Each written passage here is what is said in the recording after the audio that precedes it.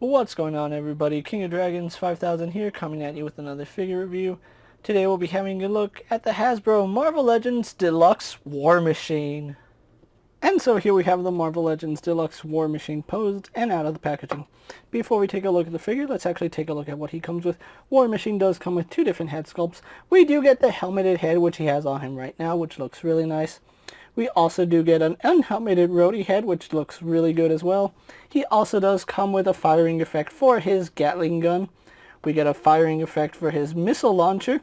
We do get a bullet spray effect that goes on his right arm, along with two smaller bullet effects which can plug into his arm. We also do get two smoke trails which plug into his arm cannon, which looks really nice. And we also do get a set of thrusters for Rhodey here. Other than that, Rhodey here doesn't come with anything else. Really wish that he came with something for this arm, and I'll get more into that when I start posing him up, but more on that later. So with that out of the way, guys, let's actually move on to his details. And so here we have a closer look at War Machine, and I do apologize if I sound a little bit weird. I bit my tongue, and my tongue is a little bit swollen, so hopefully that doesn't come out too bad on recording. But anyway, here we do have a look at War Machine, and I really do like this head sculpt that they use for War Machine. It has that really classic vintage War Machine vibe that I really do like and that I needed in my collection. I really love the very classic Iron Man inspired mask, and then we do have the sensor array right there with some really nice detailing on it.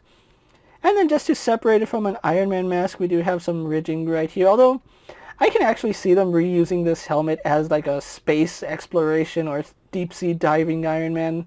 It's in the cards at some point, so I'm not really going to say that this is an exclusive War Machine head, but do be on the lookout for a deep sea diving Iron Man with this exact same head. Paint on it is done exceptionally well, with the exception of this little spot right here on mine. You can see the line didn't quite reach in the crevice, but it's such a minor detail I'm not even going to notice it. I think the biggest paint flaw I have with mine is that mine has a tiny little scratch right there on the arc reactor now. It's not really a big deal, but it is something to notice. Even from a distance, that is quite noticeable, and that is a little bit of a disappointment, but it can be fixed, so I'm not going to knock the figure for it. Really do like the detailing they put in War Machine's armor. You can see just how bulky it looks, and that's the way War Machine should be. War Machine is, of course, an armor designed for war, so why not have bulky armor extremities? Now, something I do like is that his mounted weapons, missile silo and the Gatling gun, are both removable, and you can switch them from shoulder to shoulder. For example, the Gatling gun was actually on the left side when I got him out of the package, and the missile silo was on the right side. I just switched them around because I think it looks better with the sensor arrays on both sides. You can see right here on the Gatling gun, the sensor array is on the right side, and the sensor array is right there for War Machine, so it only makes sense in my opinion. Really like the way they designed these shoulders. These shoulders do get out of the way for articulation, and they move with the shoulder. They are of a rubber plastic, so again, that will get out of the way as you use the articulation, but they are on a swivel, and like I said, we'll talk more about that when we get into his articulation. I think the only place this figure actually has problems is that we have painted silver right here, but then we have like this translucent pearlized marbly plastic, which you can see it shines beautifully in the light, but then when the painted plastic catches the light, it's not the same effect. So under my harsh lighting, you can see a difference, but under normal circumstances, it shouldn't be popping out as a big deal. So he is utilizing the pinless joint system for the arms, which it really doesn't bother me if I see pins on my figure. I mean, it's an action figure. It's not a statue. I expect to see articulation points. Now, this is the only place where I feel like War Machine is lacking in something. I think he could have done with an extra pair of hands, especially for the left hand, because as it stands, we don't get anything for his left hand. We get something for his left shoulder, and right arm, but on the left arm, we don't get anything. No repulsor hand, no nothing, and I think we could have got a repulsor hand for this. That way we can have him firing on all cylinders, no pun intended.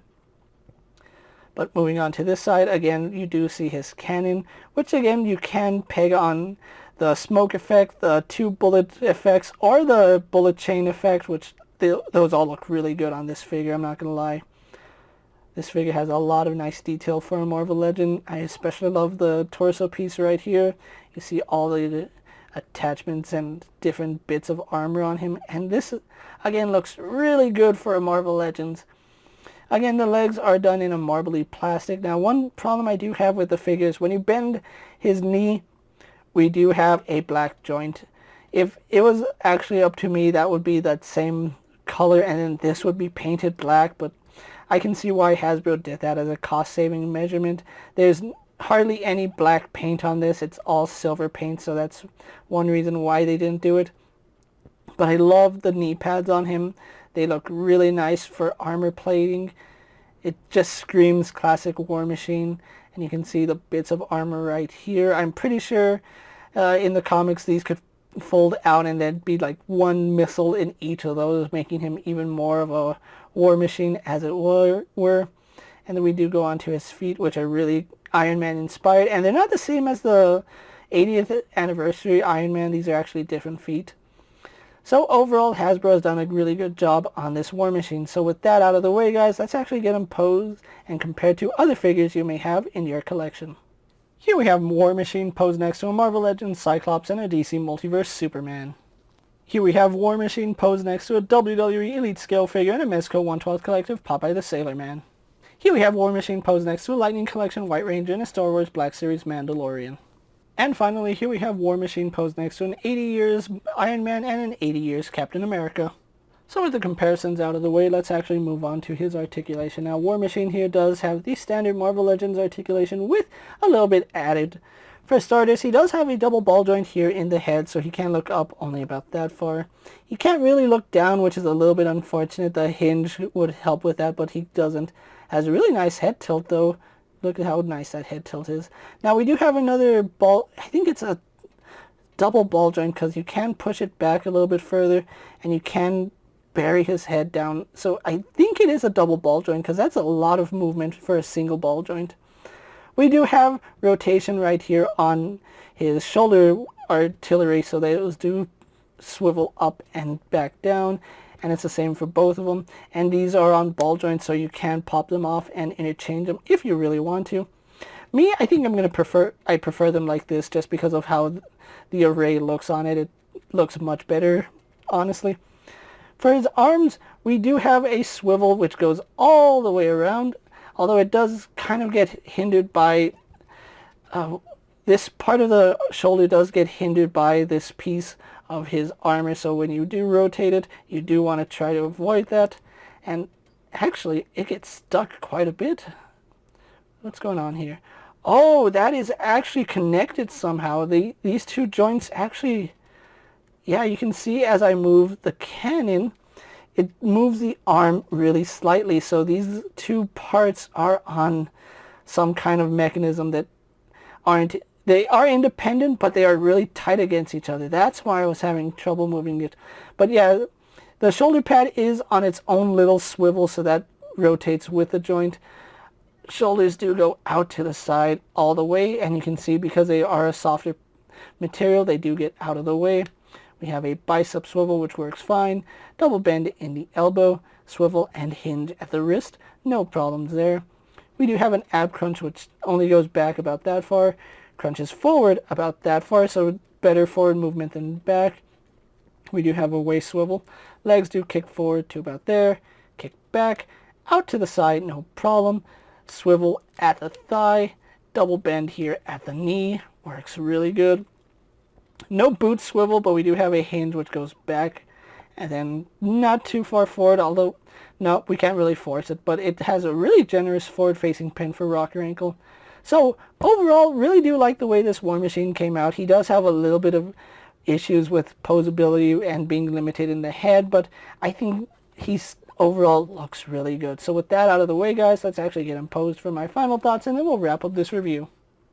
And so here we have War Machine posed for my final thoughts. And as you can see, this is what I mean. He's kind of missing something for his left side. We do have him with the Gatling gun on his shoulder, the cannon on his right arm, the missile silo on his left side. And his left arm gets nothing. I would have liked to see some repulsor hands with this War Machine, just to give him a little bit more accessories just to display him with. But overall, I still think this is a really nice setup the way they have this. I think they did a really fantastic job of capturing War Machine. They could have added a little bit more for the left side, but overall, I'm happy with the way this looks. This looks like a really menacing figure to have in your collection. If you're a fan of Marvel Legends, you're definitely going to want to have this in your collection, especially if you're a fan of the classic style War Machine, because this just screams classic War Machine with the color scheme, the face, everything about it just is classic, and I really do like that. If you guys are looking for a War Machine, he is starting to hit stores right now. I have seen him available at Target, GameStop, Amazon, and I think Barnes & Noble is also carrying him. I actually got my War Machine from Amazon, and he did cost me about $26, which is a fair pricing, is how all the other brick and mortar stores are charging $30 for him. So getting him $4 cheaper with free shipping, hey, sign me up for this figure. Plus, I always wanted a War Machine in my collection, and I'm really glad I have this one. With that being said, guys, I'm KingofDragons 5000. Don't forget to like this video, leave a comment, subscribe to my channel. Go check out all my other action figure reviews as well as all my other Marvel Legend videos. Hopefully you find them informative. As always, if there's a figure you would like to see me review, let me know down in the comments, and if it's in my collection, I'll definitely have a look at it. While you're at it, check out my Instagram for new and exciting action figure reviews, and as always, ring that bell to be notified every time I upload a video. Until next time, guys, I'll see you later. Take care, everyone.